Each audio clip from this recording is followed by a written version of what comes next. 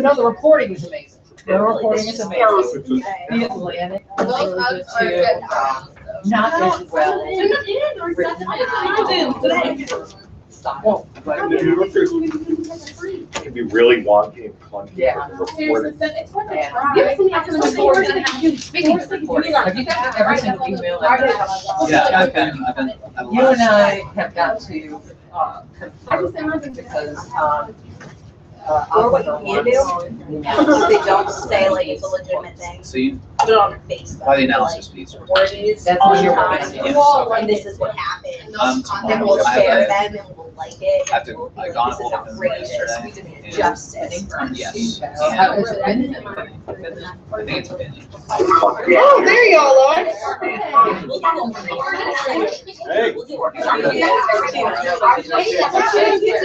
If we decide if we're meeting tomorrow at 10 or if we meet, we can maybe talk today or whatever. I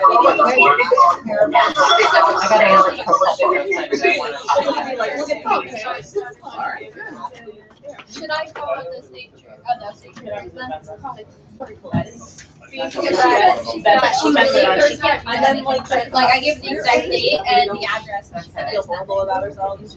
It's Sarah's birthday. Okay, then it's 2 It's months Sarah's later. birthday. Oh. Yeah, but I don't know the exact date of that. We're gonna have to, Okay. Should we? You ready? Yeah, it's 2:00. after. Is Doug online on phone? Dougie's got. He said he was gonna try. Was he gonna try? Okay. Yeah. Has Doug joined us, Andrew? I heard somebody ding, but I don't know who it is. Doug? I see Cynthia. Yes, I'm here. Hey, how are you? Hey, Doug. Hi. We have a few new people here today. I wanted to introduce those that cannot be seen. We have, through Skype, Christina Perry, a journalism student, and also on the line today is Doug Opplinger, managing editor of the Akron Beacon Journal. Cincinnati is on spring break today, this week, and Akron, I think. Hey, Doug. Hi. With us. Is that Doug? No, it's Christina. Hey, Christina. Christina. We have Christina Perry, the journalism student, and also on the line today is Doug Opplinger, managing editor of the Akron Beacon Journal. Okay, she's got it. Cincinnati is on spring break today, this week, and Akron, I think. Why are we here? Okay. All right, did you mute Christina? No, I hung up on her. She's watching. Yeah, you're right. All right. What's happening right now is because it's Sunshine Week, which I think some of you guys know what that is. It means, you know, you open up government and shine a bright light on it. Andrew's brilliant idea, we are live streaming today's meeting online. Vindicator has shared it on Vindy.com and on its Facebook page, and so the world can see what we're So behave. talking about. Yeah, that's good caution. So also in the vein of Sunshine Week, I thought it would be a great idea for us to start by hearing the story that will air in Cincinnati Friday, based on the incredible work that you guys have done in the last couple of weeks. So what I want to do though is like explain to the people who are online Perfect. watching us. This was a project called Columbus Exchange Politics in Question, and it's spearheaded actually by Doug Opplinger as a way to get every legislator's view on a point of current interest. And we launched last semester in Northeast Ohio, and we asked about charter school assets. This time we're asking about legislation and amendments concerning marijuana, whether it should be legalized recreationally and medicinally. So we call 132 representatives and 33 senators. Every single one called, emailed, contacted, and trying to get their viewpoint on it. The Sunshine Week story by Hagit is going to basically discuss how difficult that process was. Not the results, but the process. And I'm not going to read this whole thing because that seems silly to me. You can all watch it tomorrow. Hagit is going to send the link out to everyone. It airs on the Cincinnati television market tomorrow. And it features our own, this guy, Matt Howitt, who's doing his first primetime film, I assume. And Jay Anyway, Jackman from Akron and Zach Mueller. So I'm just going to kind of give you the summary paragraphs. We had students with the news outlet, a collaboration of 3 universities across Ohio, contact every state senator and representative in the Buckeye State to ask the same question, but fewer than 20% answered back at all. And then you have Matt Howitt, and then I'm going to skip ahead. The students are responding, I feel like I should have heard from someone, but at the same time, they might be very busy and I'm disappointed. Then she goes and talks to some of the legislators. It's actually a really good story. And Bill Seeds, who's one of the few that did respond to the question, says that people are entitled to answers and I try to give them straight answers. I think it's an important part of the job. But he says he knows he's in the minority. In my experience, many of the senators and reps don't even read the emails that come into the office. And I think that's a mistake. That is a fantastic quote. It's a really good meeting quote there. And then she ends the story with Attorney General Mike DeWine, who says there's this relationship that exists between elected officials and the public, and it's important for elected officials, I think, to be very open. And then her final sort of line out. Every week we at Fox 19 file public records requests, sometimes with successful results, sometimes not. We fight for access to public information and officials, just like those students and all citizens. Those rights are spelled out in a free manual you can get from the Attorney General's office called the Yellow Book. Actually, a really good story. She did a great job. Really and you guys good. did a great job. It very succinctly highlights a problem of open government and of functional democracy. And then it ends with not only an acknowledgement of the problem, but giving you as a citizen a handbook, right? A roadmap to kind of take matters into your own hands. A really well done story. And it's based on your work. So that's pretty awesome. And it'll get a lot of play, a lot of publicity. So thank you all. Yeah. I know I nagged a lot, but yeah. And one of the reasons why we do Columbus Exchange Politics in Question is because in Ohio and in many states, people have disinvested. News organizations are no longer, they don't have state house bureaus anymore. They don't have reporters that are there to facilitate an exchange with the public. And so we think that this is a really important community service that we're doing for our region, our local city, and of course the state as well. That we've got our partners all over. So again, congratulations. And so we also handed out today, basically what the results are. We had 132 total legislators. We got 24 total responses, and they were evenly split 12 Republican, 12 Democrat. And that was even within the senator and the representatives. When you go and look at them, evenly split. Under senators, 5 Republican and 5 Democrat. The responses, however, did not fall along those lines. I think we only had one legislator that was Curtin, who was open to legalizing recreational marijuana. And everybody else is either opposed to any legislation, thinks it's a federal issue, or they're kind of like into the medical marijuana possibility. I would suspect that as we do when we do our next question, we'll have a higher response rate. Yes. Well, this is higher than we had the last time. Well, remember when we did this last year, we had a terrible response, and then Doug Opplinger, I believe, sort of took to the pages of the Beacon Journal, right? And as did the Dispatch, and people wrote editorials talking about how hard it is to just get politicians to answer questions. That's hugely important. I mean, when this guy in the story I just read is on the record saying people don't really read their emails. Well, you guys think that the way to talk to your elected official is to email them, right? Isn't that what you would automatically assume? They're not even looking at it. Right? That's a huge story. Any Yeah, comments? if I can jump a little real quick, this is outstanding work, and what we'll do is the Beacon Journal will take this and prepare it for distribution to all the major news outlets. And we'll make sure that they all have access to it so that small papers and large papers can pull out their lawmakers and run them separately as can the local radio stations.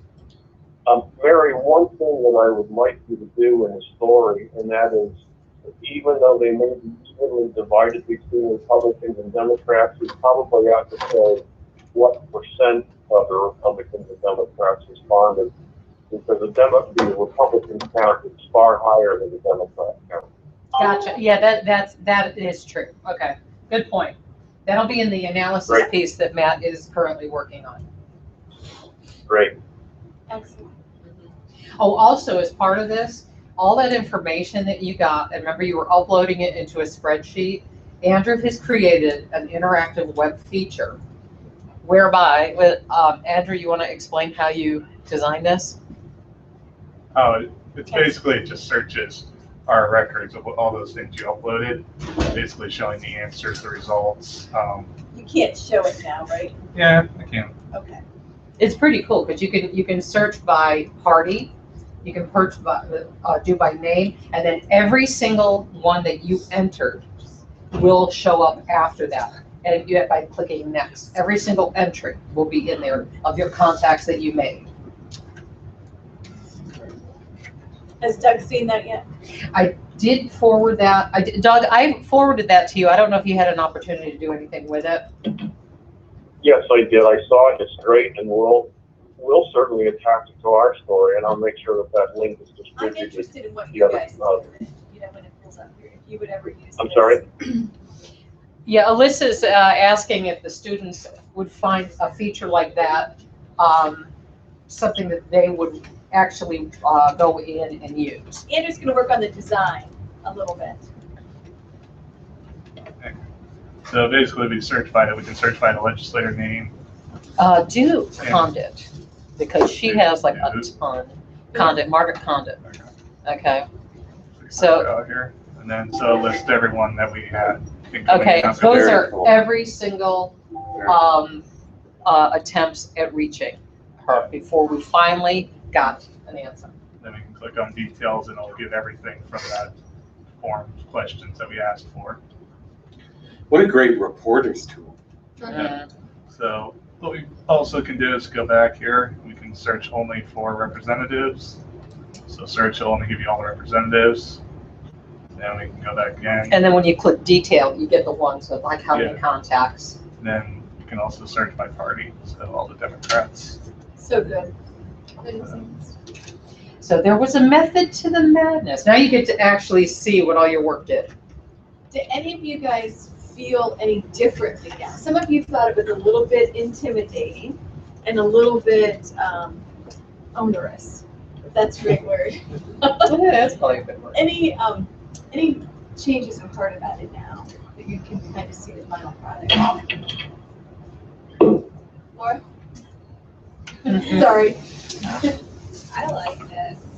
It's more organized this year. Last year was kind of hectic. Right, You right. mean the Columbia But they really- conversations? Mhm. Yeah. Yeah, It's so much better this year. And we okay. did a good job. Do you guys feel as though these legislators need to respond to you? I mean, I had the same one for both of them, and I think it was Christina Hagan. But she refused to answer me. And I had her husband as well. Michelle, before maybe. Or- No. Yeah. No, Maybe it was her? no, it was Oh. Christina, wasn't it? Or, yeah, it was Chris. Or, Oh, no, maybe. I did have I Michelle. had Michelle before. You had Michelle. Yeah, you had Oh. Christine Hagan. Oh, never mind. But yeah, I mean, I got more feedback because I think that last time they kind of learned a lesson that if they don't answer, we're going to get at least some repercussion in a bad way. Okay. Yeah, we never heard back from Michelle before Hagan. Yeah, I saw that. Oh, but she didn't learn a lesson. Yeah. Well, she was a candidate during the last go round. Okay, can we shift gears? Are we ready to? Sure can. Anybody want to say anything else about this?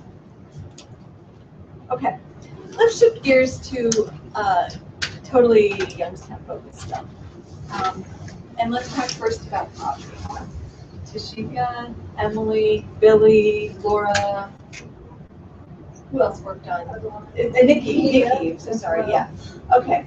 Can you guys talk about your experiences so far? What you've encountered? Well, what have you done first? I don't think everybody knows exactly what you guys went and did. The goal of it is to try to put a face on poverty, right? Okay.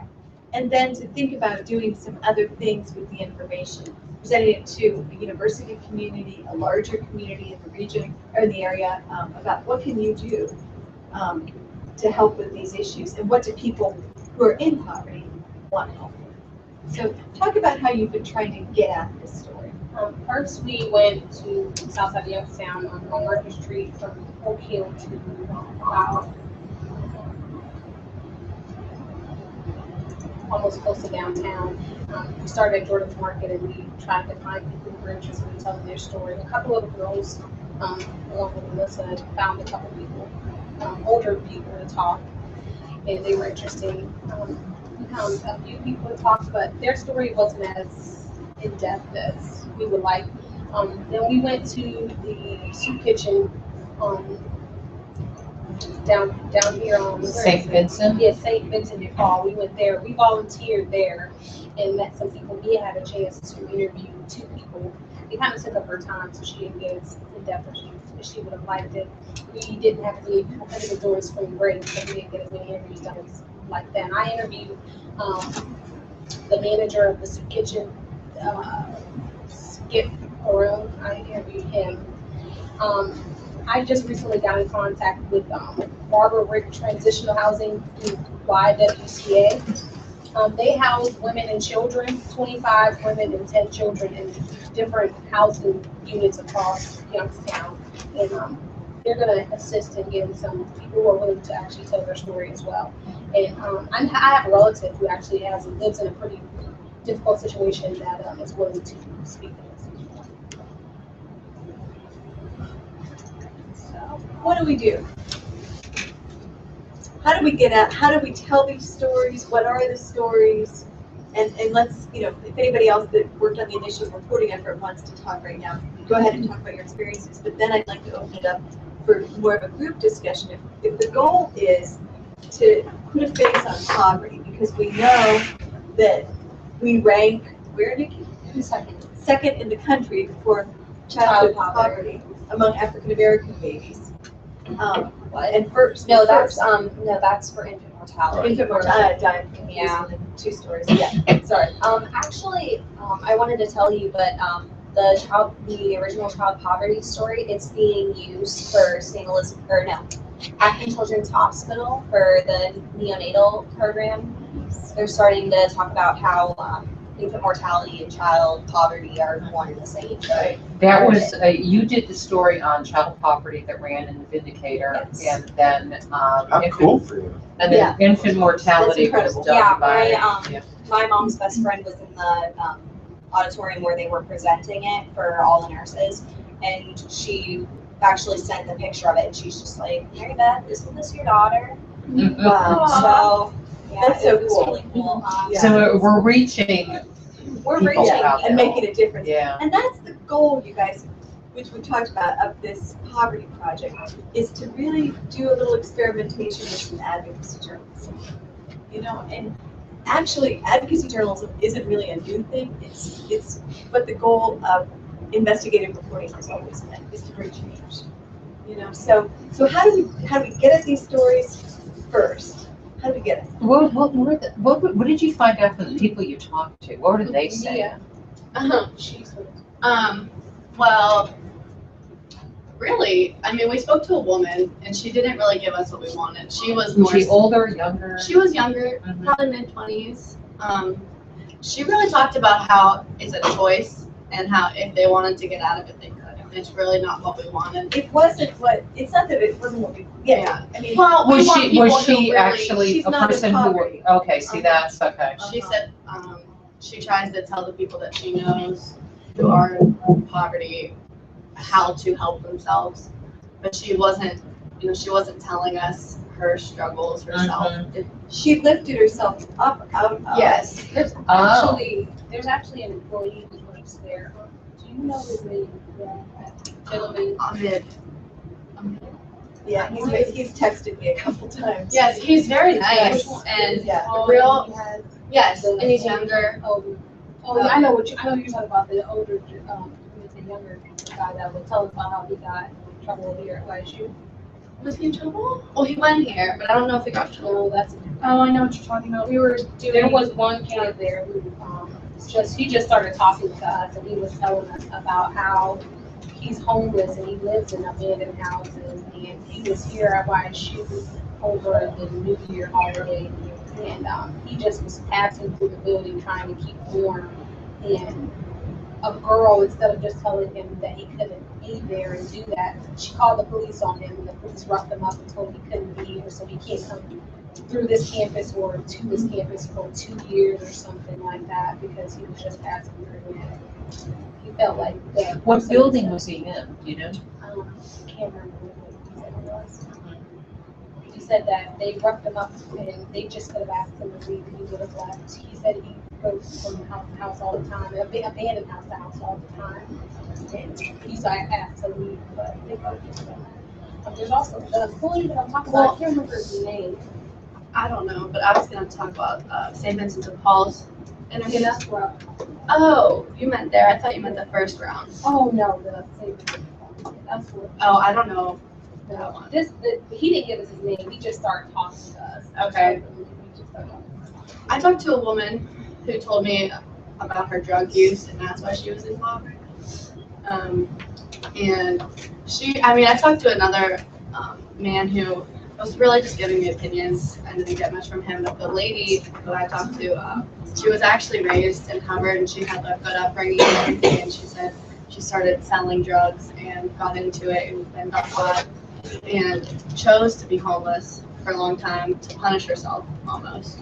And never really got back on her feet until, I don't even know, later in her life. And now, she didn't tell me what she does now, but I know she does live in an apartment in Youngstown, and I have it on audio, and I have a picture of her.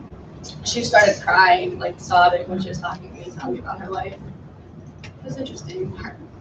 I'm from Hubbard too, so she was like naming names of her family, and her brother-in-law he does something with the police. I don't know if he's the chief of police. He's something other than just like a policeman, and it was just shocking to hear how her life is now. Okay, so what I'm hearing so far is that you guys have gotten a few interviews with people that may or may not live in poverty. Tashika's got a relative and the YWCA house. Is this the way to go about this? I don't think it is. I think we have to go to, personally, when I was doing the original, I used the Beatitude House. Okay. And I got really, I met Sister Mary Alice. She's very good at what she does. You have to be homeless. You have to be either living in a car, or you have to be at a shelter. You can't have like a backup person, like a sister or an aunt who took you in for the night. And they have a waiting list of about, I want to say 75 women. So they do that, and they also, I think you have to have a child. Yeah, you do. That's why I like YWCA because they have it's the same situation. You have people with something with YWCA, they give you skills to be able to manage. Yeah. They keep you there for a year. Yeah, that's what they do with there. And then they also offer, I want to say they offer therapy because most of them came from abusive relationships of domestic violence where they had to leave their house. Okay. So do you think that that's a better way to go? Do we go to the Beatitude House and the YWCA and look for people there? I think that's a really good start that's because, yeah. Is the story more about the poverty or the infant mortality rate? Poverty, I think. Because there's all these extenuating circumstances like drug abuse or domestic abuse. I want to focus on people that just work and are poor. Yeah, Okay. that's why, I think that's what we're missing. That's why I like the Beatitude House because they're not all abused. No, they're not. YWCA, the Barbara Rick. Yeah. There's a story in the Vindicator. I just know that they offer it because they have children there that have witnessed their parents or themselves being beaten. So that's what a big core that struck me there was the fact that they do offer so many services. The problem is that where do we find those people? I think That's what we were trying to do. The working poor, Yeah. right? People that, Yeah. they have, there's no real issues, it's just that they work, and they don't make no money, and they have no benefit. Well, there's a lot of people that go A out to lot like factory jobs because they can't get a job anywhere else, and it's just easier to just stay in a factory because like nowhere else would hire them. More people that work at, the fast food, Yeah. people raising families. It's true. Like the managers that have been there for 30 years. Okay. I definitely like that. Are there multiple faces of poverty? Yes. Okay. So we've identified working poor. Nicole, please. I think you guys should talk to children. Because I think children show a very accurate representation of what their lives are like based on their parents and their conditions. Because I know, like, even if you go to, like, YCS or something, like, half the kids will go to school and tell people, like, I'm coming here to eat breakfast and lunch, but when I go home, I don't get to eat anything. So I think it shows a really good representation of what's going on. Actually, my aunt works at, I want to say it's Youngstown City Schools. She says that a lot of the high school students, because she was originally, I want to say she was a kindergarten teacher, but she got bumped down, she moved to the high school, and she said that some of them will talk about, or I think she said one of them came to school with a bruise, and she asked them why, because she has to as a teacher, and she said that they got into a gunfight. That's how bad it is. So, I mean, there are kids that are willing to talk to us. I think. Yeah, I have a friend who works at the Boys and Girls Club, and she said that the kids, they'll come there every day and stay from the time they get out of school until about 8 o'clock at night, and they don't want to go home still. Where's that at? Is that because of The poverty Boys or and just Girls. Oh, the Boys and Girls Club. bad situation? Jeff's Yeah. asking a good question. Yeah. Because there's a lot of kids I mean- that are poor, they don't really know they're poor, Right. as far as, unless there's some type of, something. I mean, I It feel could like be all of the above because I feel like those could be intertwining issues. Yeah. I mean, when you think about it, what you're going to get mad about in a relationship most likely is going to be income. And I mean, I hate to say it, but most likely the man is making more money and he can blame his wife. That means he can beat her. And I mean, he can't, but I mean, most likely he's going to take out some anger on her. Yeah, but then you have to look at the kids who drop out of high school to support their family too, because the parents probably don't make enough money, so they had to drop out of high school. I mean, that's what my ex-boyfriend did. He dropped out of high school so he could support his family. His dad is a double amputee. He doesn't have any legs, so they had to drop out of high school to make income. Oh yeah, I know a kid who he didn't drop out, but he became a manager at a Burger King because his dad, he got hurt when he was working, and then he ended up having to help support his family. So Let's hear from our social worker. Andrea, what do you say?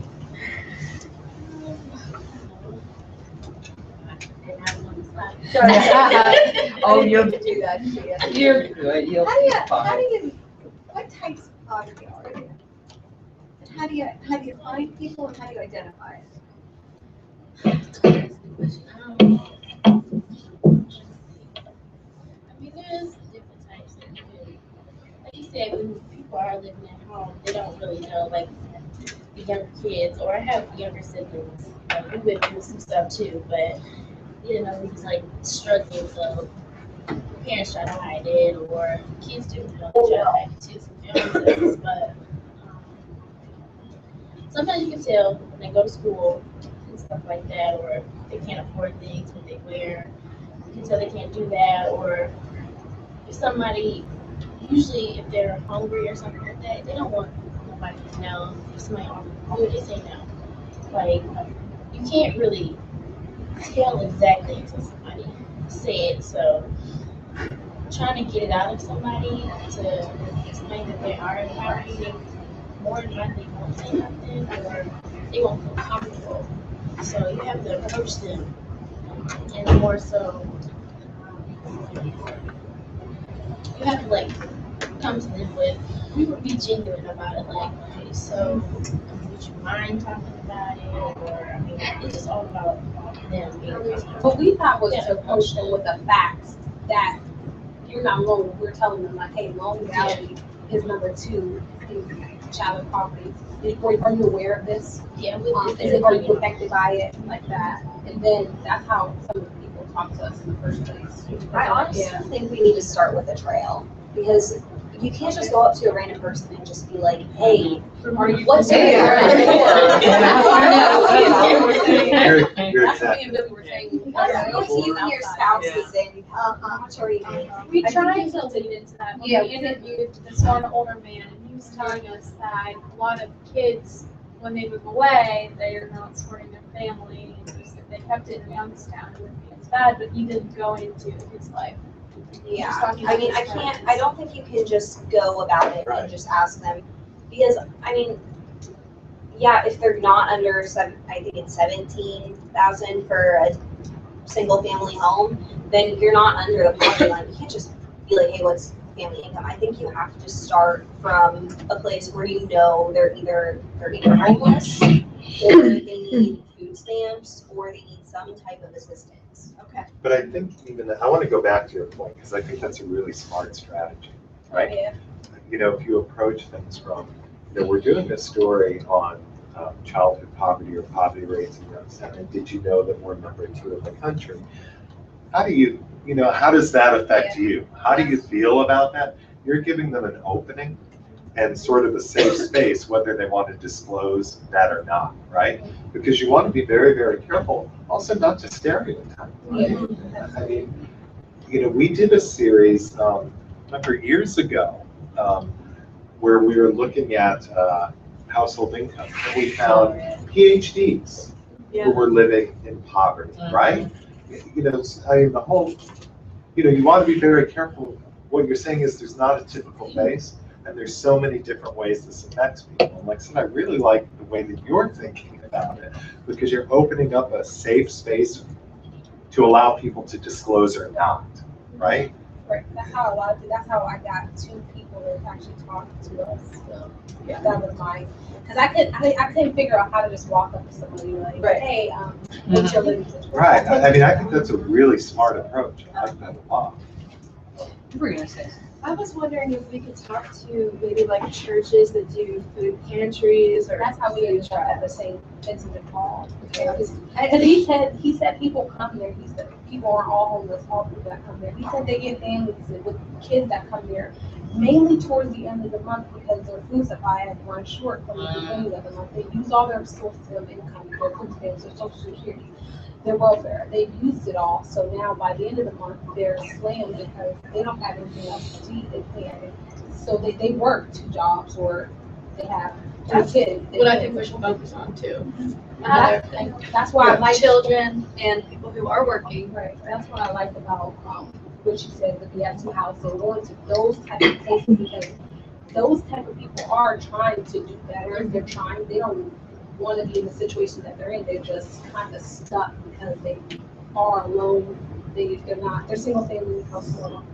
They don't have the means to have someone watch their children or while they work. Yeah, or they have to call off their work. Well, okay, the Vindicator just had the story about the woman who was, she basically lost her kids. She went to work at a job at the nursing home, and I forget, 3 years old and like 9 months, and she strapped him into child seats, put him in front of the TV because she had no one to take care of them. Yeah, and that's now childcare is expensive. Well, see, and so sometimes it's like, okay, what is like? Maybe you tackle one element at a time. If it's the end of the month, trying to get enough food for the kids, or the whole family, is that one issue that can be resolved? But then how about childcare? Are there resources out there? What can be done with that? Is there a... And that may be what we... Why do you want to tell these stories? Right. Yeah. You know what I mean? That's the question, right? Why do you want to tell these stories if in your mind, there's something... I don't want to go too off the reservation here. There's something called narrative strategy, right? And it's where you try to think about a problem or a situation in terms of stories and storytelling. because that's what we do here, right? So if you present these profiles of these different people, what in your mind is the ideal follow-up story? You know what I mean? How does the story end? I mean, I think coming from the original, Dave told me at the beginning, because he did help me write the story, he told me don't go onto the Vindy website and look at the trolls. But I did, because I'm stupid like that. But I mean, a lot of what I got was, it's their fault, they deserve this, their parents could have done better. And the thing is that a lot of them can't. They can't find a job, they can't get childcare. They can't get a good health care system, so their kids are going unhealthy, and then they can't pay for school supplies, so their kids look like the kid who can't afford the cool pencil box or something. But it really annoyed me that some people can just go out and say, oh, it's their fault.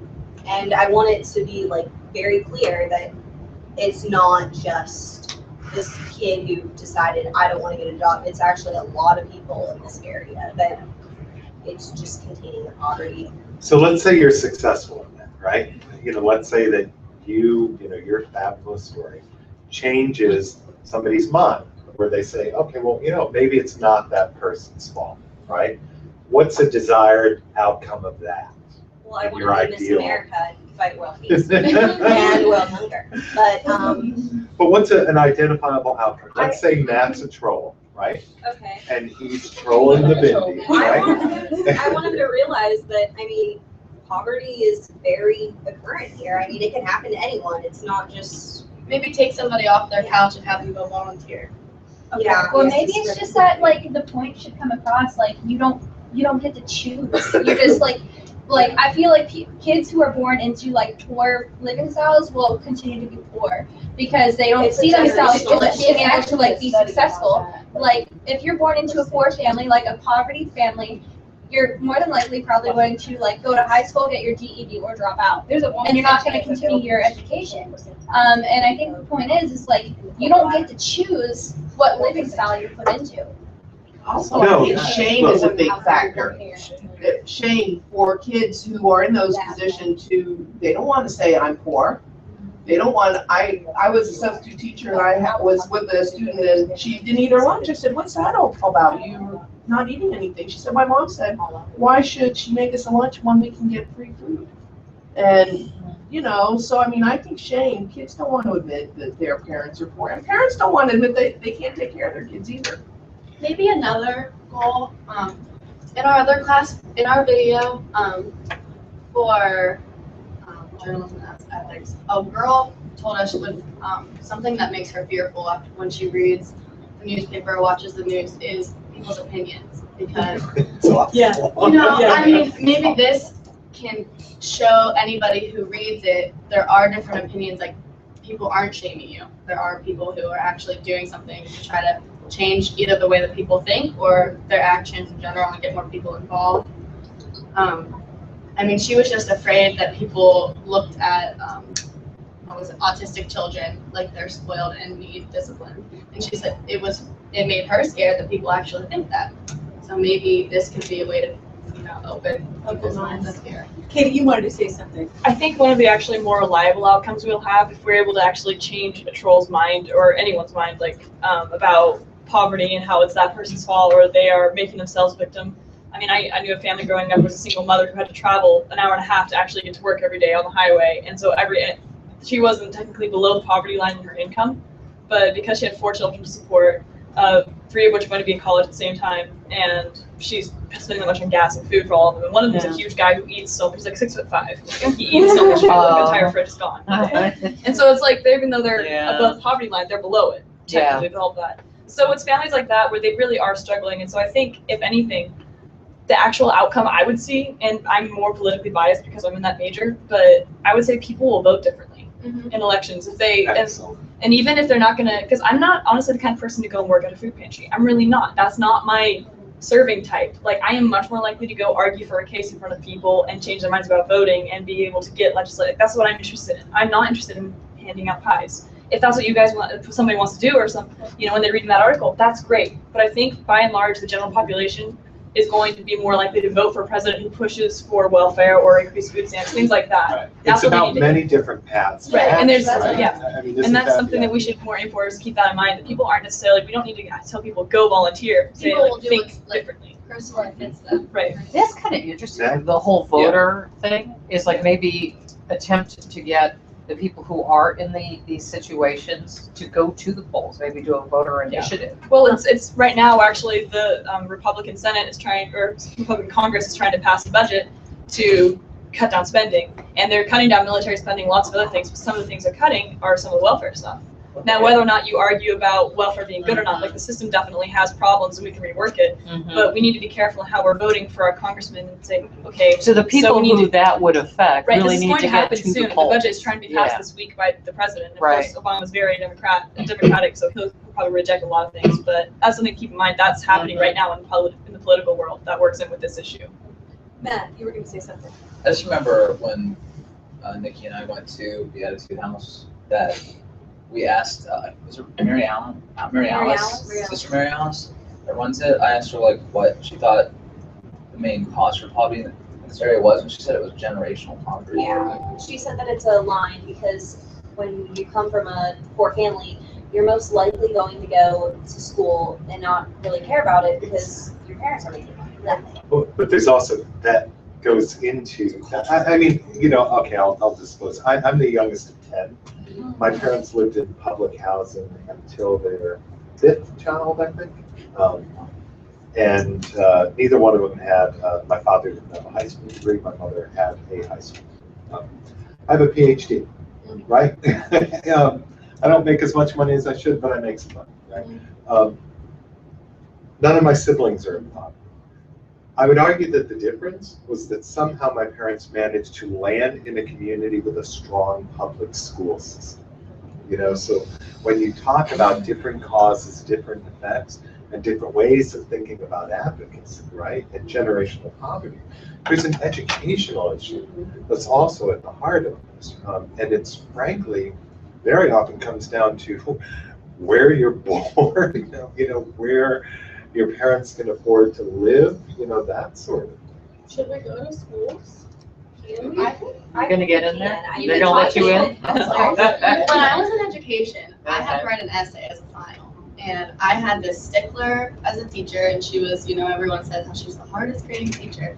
She's a nice woman, but she graded really hard. And for our final, I directed my essay towards like the school system being the core of a community, just like you just said. And that was exactly what she wanted to hear because that's what she believes. I think she's right. I think that's true. I mean, I think there are a lot of issues here, but if you sort of identify all those threads and what you want to do with these stories, well, the way that it's traditionally done is you put these things out there before an audience. People have comments, that sort of thing. But it's not really a, for lack of a better word, reliable push for some kind of action, right? So is there a way that you want to gather these stories and actually present them to different constituents that might be in a position to act or to be empowered, Years ago, we did a thing called Work of Portraits. Actually, Alyssa did. It was really before I got here. And did it as an exhibition, right? As an exhibition that was actually taken to museums. Libraries. So that different people could kind of come in and experience different people's stories and then use their own tools, their own areas of expertise if they so choose. Is that something to think about there? And do you want to then get your, representatives from political, educational, philanthropic communities, that sort of thing? I love that, and that's kind of what John's whole point when he first, started thinking of ideas. When he was brainstorming, that's kind of what he really wanted. He wanted to reach all kinds of different areas of people in our area, and have them support our project in their own personal way. I was doing a story on in overworked America, how we don't take vacations and everything like that. And I found this video online and it was talking about how the percentage of, if you come from poverty, how likely it is for you to get to the top in corporate world, the top 20% in corporate world, as well as if you come from a single family, and as well as if you come from a two-parent household, as well as if you're black or if you're white. Right. And it's a 3-minute video. Will we be able to watch it? Yeah. So, I don't know how we are time-wise, 2:43, and I don't think we can because of the live stream. it's called "Is America Dreaming?" Can you send it around? Yeah. Send it to Andrew and he'll spit it out to everybody. Nicole, we need to add you to the distribution list. It kind of just explains What's the name of it? social mobility, America. Sorry, is America Dreaming? Understanding social mobility.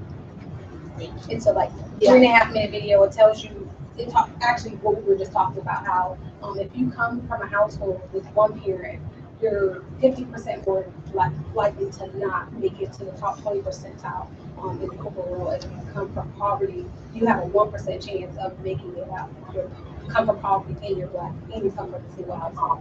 So it just kind of explains all that we were talking about. He does it with Lego. It's kind of interesting. It's a terrific point. Oh, yeah. You know, the news outlet actually started as an offshoot of the Center for Working Class Studies at Youngstown. And the work that was being done there was all about social mobility and the barriers to social mobility and the different ways that people experience it or the lack of it. So you're really right in identifying that. So my question is, how do we reach those other people? Okay. Well, I mean, that's up to you guys to, you know, there are a lot of ways, right? Particularly for your generation. You know, look at what can be accomplished through social media, for example, right? How many times do you see stories presented on social media connected to Kickstarter campaigns? A lot. I was going to say, there's so many stories where people start GoFundMes and Kickstarter. We have a gentleman who's actually working on that right now. Yeah, it's amazing because they make hundreds of thousands of dollars for Sure. these individuals because people do really care. Or maybe it's for an organization. Yeah, it's like there's this story about a homeless guy. They raised millions of dollars for him. And a guy walking back and forth 20, 30 miles to work in Detroit. $350,000. I just read about him yesterday. Organization raising, like, I know single individuals from just around this area, they started GoFundMe for just something they're passionate about, and they raised thousands of dollars just for themselves. Or even, it's amazing. you know, you all mentioned the Attitude House, right? Yeah. You know, is there a way of thinking about, you know, sort of even approaching different agencies that work on different sectors? I mean, I know Problem. that she's had even males come to the door and ask for housing, but she can't give it to them because one of their focuses is the fact that they come from domestically, or a lot of them from violence, so they don't allow men to come in. That's what we want to You know, get at. I mean, You can think of all different prongs. I mean, you guys do this better than anyone. You're a social generation. But you could also do public events where you convene people for a discussion I feel and like ask them to take action. I think for advocacy journalism, I think that this going, if we just get 2 more people or 3 more people to realize what's happening anymore. Exactly. Because then those people will tell it again. Exactly. I feel like if we're doing this story, just it's out there for people to look at, then that's one more thing than was done yesterday. So. Liz, I just think people, it would be great if they realized that everybody's just a couple bad decisions away from sleeping on a park bench somewhere. A lot of people are 1 paycheck away from living in poverty. Nobody has that 6 month. You know, what was income that they're the, supposed to have. yeah, Tamarick, the facility that Giant Eagle is just shutting down? Okay, that's been in business, so they're only gonna be, in business, well, working until June. So it's like, okay, I'll bet there's gonna be a lot of people there who are like, oh my God, now what are we gonna do? Because I'll bet they're gonna be in that situation. There's what, 200? And so how many of them are Youngstown residents? And how is that going, you know? Where are they gonna go? I mean, there are a lot of opportunities, you know, Yeah. and I would actually try and tie this back to the way the meeting started, right? Because you started talking about this Columbus project. And what that Columbus project did was it sort of set a public agenda, right? Well, how do you micro that? How do you scale that down to a city or even a neighborhood level, right? And set that kind of agenda that maybe pushes people, right? Well, we have organizations that work closely, like the YNDC works closely with like tearing down abandoned homes, or like cleaning up the neighborhood, like getting their lawns mowed, like abandoned yards mowed, and fixing streetlights and potholes. But we don't have an organization to help with like homeless people. We have like houses, but not like an organization to help them like find jobs, or like we have food pantries that help with That's like what some of these organizations do. yeah, but we have housing, but like we don't have like a lot of other things. No, I think we do As a have the part of the housing organizations, but program, part of they the do problem you're pointing to Yeah. is that there Yeah. isn't enough attention to them. You know what I mean? Right. Because they do exist. I mean, our guest today funds, her agency funds many. Oh. It's sort of like getting people to know But that that's these what, are like- out there. But the thing is like there's like things that, every time we talk about like every time that they've mentioned it, like marketing, the idea. I keep thinking back to like the tobacco commercials that I see on TV. Great example. Where they're like, oh, well, you know that this happens, and there's like, would you rather have cat pee or dog poop in your cigarette? And that's what I keep thinking of. It's just like, how do we like get people to know that there are these organizations to help them? Well, isn't that the power of storytelling? But how do we reach those people that don't have connection to the newspaper? To the actual, now there's a question, That's- right? Yeah. Now there's a question. I think it might make sense to look at this now that we've had sort of a big conversation about this. I think it might make sense to break it down into steps. And let's talk about how are we going to get these steps. You know, you've talked about the Attitude House, the Working Poor, YWCA. Where else do you want to go to try to get people? We know Tashika beautifully outlined a terrific approach, but where are the other places to go? I mean, I think I really want to go to school, to be honest. I think the first thing is Schools are tricky. Right? The schools are tricky. Schools are hard. I That's, know I schools mean, are you know, tricky. yeah. I have a suggestion, you know, and I'm gonna put our guest on the spot here, right? Well, because you're in touch with so many of these organizations, that might be a good starting point. You might have stories that need to be told, right? Yeah. So, I'll just give a brief introduction and thank you for inviting me to the meeting, because I've just been sitting back here really just enjoying it. It's great to see people really pushing and thinking about change, not just on the surface, but really systemic change. So that's what, I don't know, I'm over here trying so hard. I'm sitting on my hands, I'm like, don't stop, take it all in. But, you know, I will say it is tough because we do fund, just to tell you a little bit about the world that I live in, I run our Neighborhood Success and Leadership Program, and resident engagement is at the core of what I do. In addition to that, we also have grants that come in through our community investment grants. But for our Neighborhood Success and Leadership Program, I think of one organization in particular that we fund in Warren, Sophia. It's Stop One Place Help is available. And they have a lot of individuals who come in who they go through the resources that are available, and if they utilize these resources, and if not, then they are able to help them. But I went one day just to sit in to see, you know, kind of what they did, and it's really sad because you hear people telling their stories and how they ended up where they are. I think the only thing we run into there is maybe the confidentiality piece. So what I would be willing to do, if you all want to connect with Sophia, I could reach out, I can speak to someone and see if they know anyone who would be willing to tell their story. But you all are, I just love how you all are thinking about this. And you're right, I mean, poverty has so many different faces, and there are different studies out there that show if you live in poverty in a one-parent household, the difference if you live in poverty in a two-parent household. And it's interesting because I've lived in the area all my life, I've grown up in the area, and it wasn't until I started working for the foundation that I became comfortable with telling my own story and kind of saying what that looked like. And so, you know, I grew up in a two-parent household. We did not have a lot. But I tell you what, I didn't know it until I got older because I knew what opportunity looked like. And so I think it's different if you know what opportunity looks like versus if you grow up in a household where it's like, you know what, I have no clue what's next for me.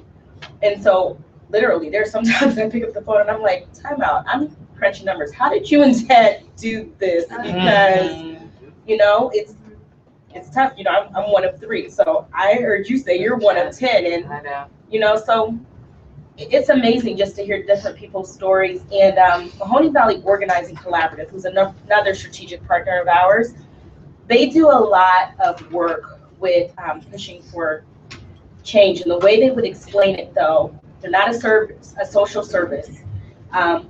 They do some advocacy work, but the difference with them is they work with people to show them their own power. And I think that's what's powerful.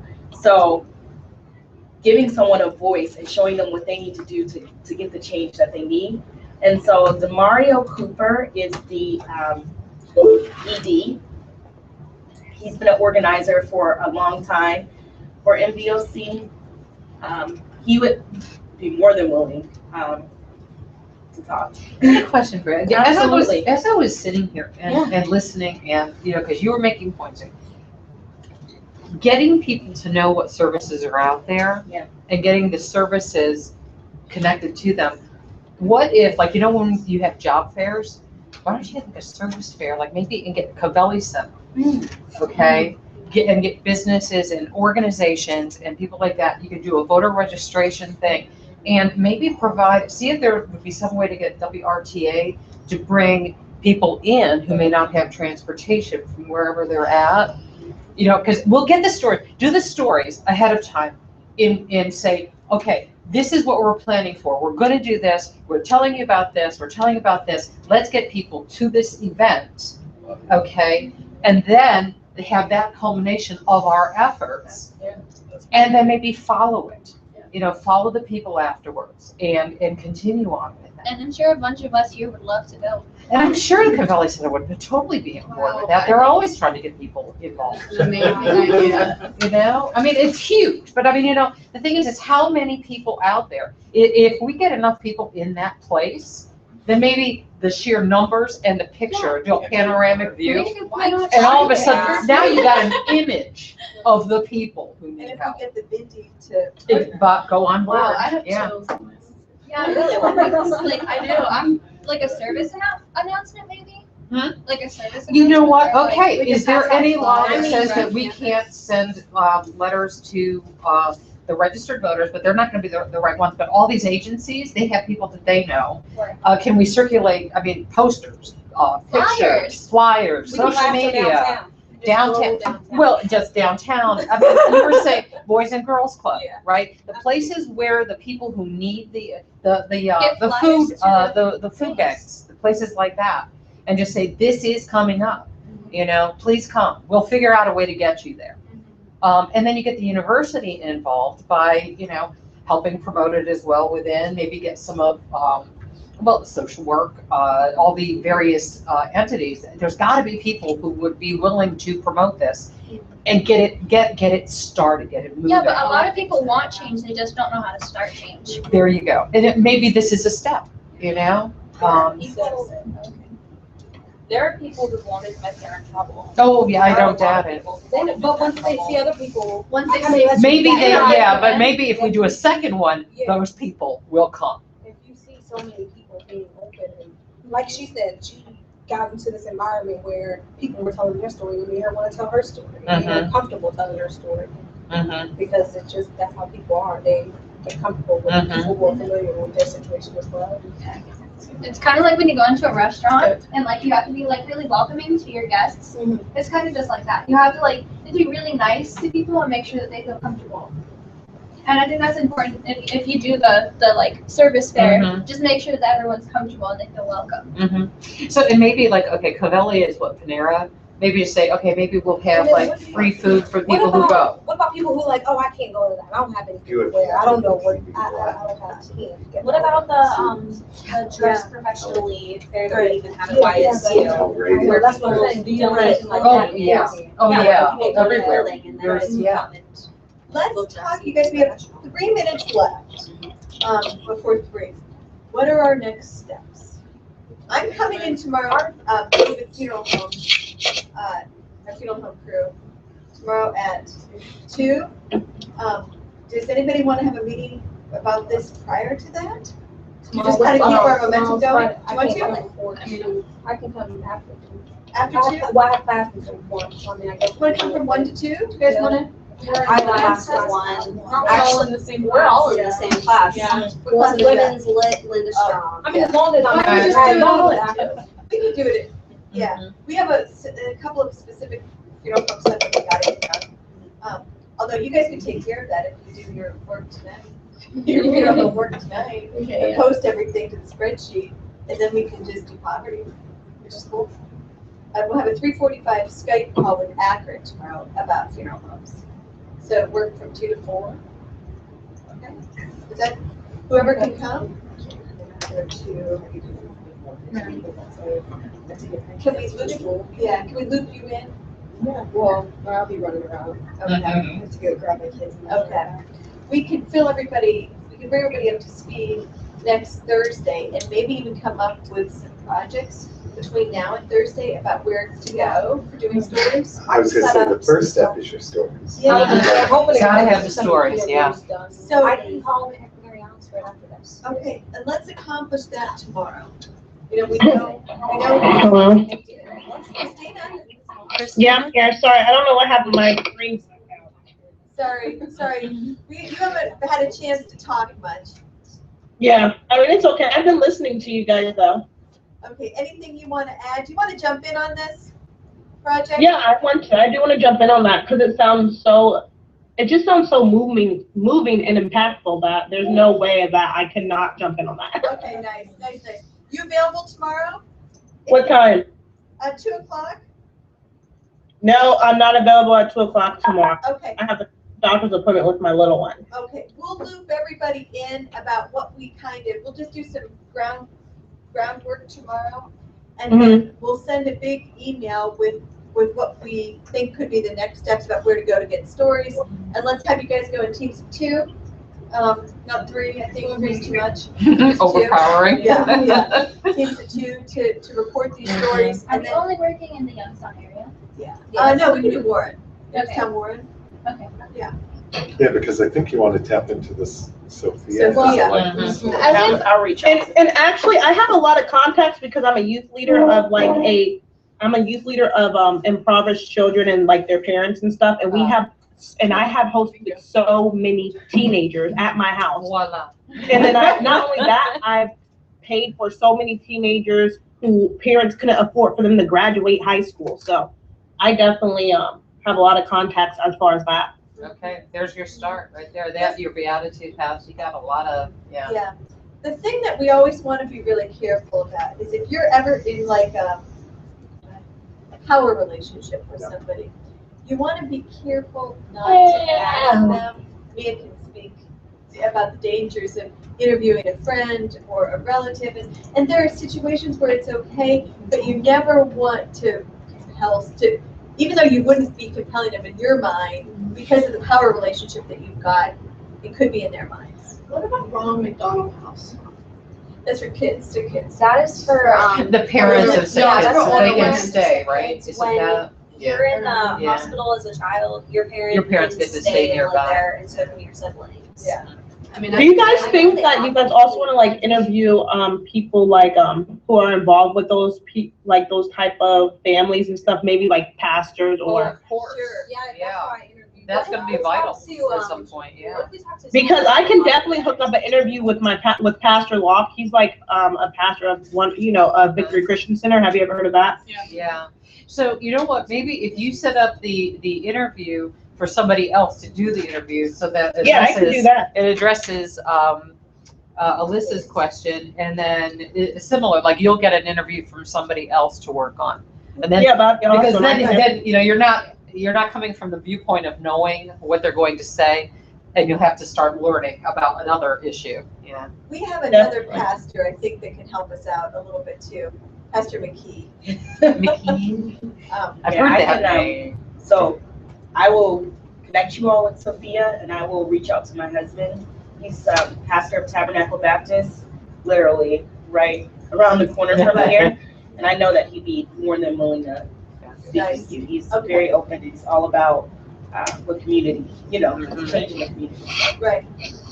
Okay, so we'll have the big planning session tomorrow where we really kind of get down to nuts and bolts. I would say one suggestion with the story, start with your subjects and just listen to them and let them tell you the story.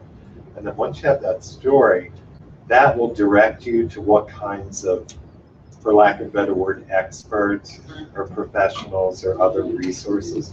But just let the people get their stories out, and let that guide you rather than talking to your experts first and trying to fit the people into that. The personal stories are always so much more compelling. It's like, the one person's story will impact people. If you say one person had this happen to them versus 1,000 people had this, your head can't get around the 1,000, but you can start empathizing with this. It's like, there by the grace of God go I, so that story is what you're looking for. Well, I think we should probably adjourn. It's a little after 3. Thank you, guys. Just so you know, Alexis is doing an interview in the other room, so if you're going in there. Who's she talking to? She's talking to Adrielle, never say her name. Hooked her up with an aged out foster girl who is going to school here, but her foster family never prepared her for emancipation. They just turned her out. They just turned her out. Yeah. For the education story, my aunt, I went over to my aunt's house the other day. What education? For the Common Core. Yeah. Thank you. Yeah, sorry. And she was going off on a rampage. She teaches special ed, and she was like going crazy about the test, and I reported her. Oh. She was like, Did you hear that? What, I didn't hear that. What did she say? My aunt is a special education teacher for Garrettsville Middle School. And she was going off on a tangent last week about these tests and all the paperwork and everything that goes into them. And I asked her if I could record her for you guys. So I have audio of her speaking about her frustration. Oh, that'd be awesome, because I'm the one doing the radio portion. So if you can shoot me, send that to me via email, that would be awesome. I could ask her if you could talk to her if you would want to. She'll tell you everything. We're trying to wrap Oh this yeah, up next Thursday. that'd be awesome too. You can send me the audio and just send me her information. Okay, cool. Christina, if you need any help with the radio, let me know.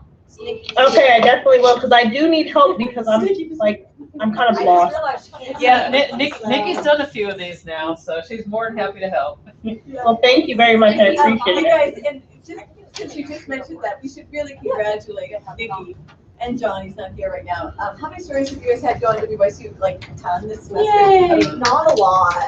Yeah, there's it's been a rough battle.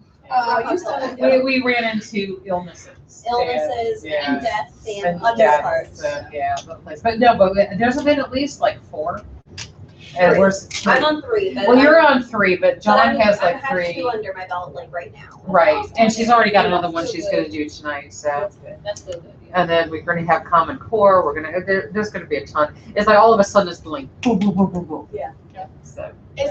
Christina, is your email cross1211? Yep, that's me. Are we doing radio for foster care? Are we doing radio for foster care? Mm-hmm. Yep, me. Yeah. The lady in the corner. Thank you all, and we'll see you. I'll see a lot of you. Oh, hopefully fire tomorrow. alarms! Fire alarms. Oh, fire alarms really fast? Yeah. I've been talking to the fire Sorry. department. The chief inspector connected me with The Youngstown City, right? Yes. Yes. Connected me with the Youngstown City, I don't know what her official title is, but she's like basically an administrator, or she's an elected official who oversees the land and property management and landlords, basically. So I've talked to her, and she's going to hopefully agree to an interview here. Do we know what the law is? What the The fire department said that because I was mostly interested in rental properties and fire alarm codes for landlords and stuff. She said my best bet would be to talk to this lady who is in the Youngstown City Council thing. Once you find out what the ordinance is, do we then want to get everybody together and do a sweep? Yeah. knocking on doors. Yeah, I think it'd probably be bit simpler to go along with what Cincinnati has. Yeah, the Yeah. template. Mhm. Okay, that's It'd be a good radio story too, if you don't want to do a Isn't a video. big part of this about student housing? Well, in And, Cincinnati it was. Yeah. Here we do have students living off campus and a lot of the bigger houses turned into like. Well, that's what I wondered about. Do you want to reach out to students maybe through the gym? Oh, that's a good thought. Mm, You know? mhm. What? You're just like crap. No, I'm thinking of how they go about it. So I work with them. I think we're the only person. No, Alexis does too. doesn't she? Well, she's in the other. Oh, yeah, oh, I see what you're saying. Yeah, literally. Yeah, literally in the room. Because this is the one about the difference between The the one. photoelectric Mhm. ionization. Aren't you kind of curious as to whether all the university subsidized housing has the right? Well, I think We don't know that what it's the ordinance. it's sort of like a twofold story. It's like, hey, did you know that there's two different fire detectors out there? And that, this one is better than this one? And Yeah. how many, Yeah. and even how if you many don't live in a places rental don't place- have this? Even if And, you don't live in a rental place, have your own Right. house, you're gonna And be then- like, right. maybe I should check what mine are. And then you allude to like, hey, in Cincinnati, they require this. Mhm. Okay, so why are they requiring it here? Do they care? Do they know? Yeah. So there's your story. Yeah. But all you need is some quotes, a few Yeah. nouns, You verbs, need her to talk to adjectives, me, tell me yeah, what the picture requirements are. too, yeah. Speaking of, actually, there's a big fire downtown right now. I just I saw this seriously, smoke. as I was walking into the news outlet, I was like, oh, fire. What's okay. burning? What's burning? I don't know. I just saw giant smoke. I would have gone and driven over there except I was late already, so it's. Yeah, it should. There's one piece of pizza left. Well, I'm sure someone will eat it. Yeah, I'm here until 8, so. Okay. I got your emails, Mia, so thank you. Yeah, let me, let her know that you'll be calling before, but she won't have a problem. She'll. Are you Okay, kidding? that is You know, the thing awesome. is everything I'm reading is. I'm so ready for it to be over. There's something out there that is saying, oh, it's legal. All right, Christina, I'm with you on that.